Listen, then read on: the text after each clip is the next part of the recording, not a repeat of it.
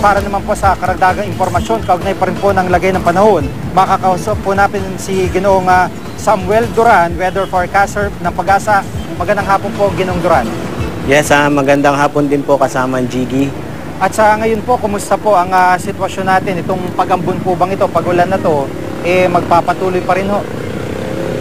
Yung pong dahil pa rin po sa southwest monsoon o habagat, inaasahan pa rin po natin na magkakaroon tayo ng mga moderate to occasionally heavy rains and thunderstorms dito po sa Metro Manila, Calabarzon at Gitnang Luzon, pati na rin po ang mga probinsya ng Pangasinan at La Union.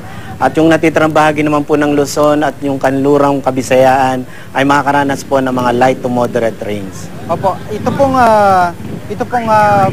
namomonitor na bagyo, ano po yung Pabuk, international name niya.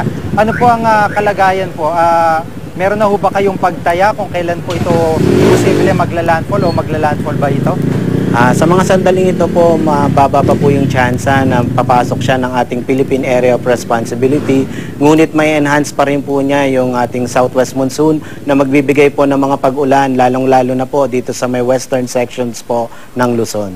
Opo. Yung pong nararanasan din sa may bahagi ng Zambales, epekto pa rin po ito ng habagat, yung may nagka-landslide po dahil sa pag-ulan doon eh.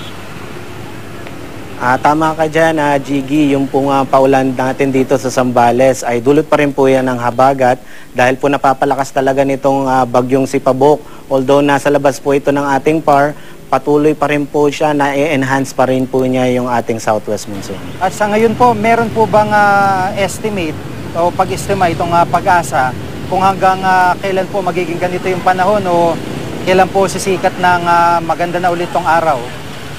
By Wednesday po, based po yan sa ating analysis, ay magkakaroon pa rin po tayo ng mga pag-ulan. Although magkakaroon na po ng mga kagandahan na po ng panahon at hindi na po katulad nung kaninang umaga na malalakas po ng mga pag-ulan. Opo. Maraming salamat po, Ginoong Samuel Duran, weather forecaster ng Pag-asa. Salamat po.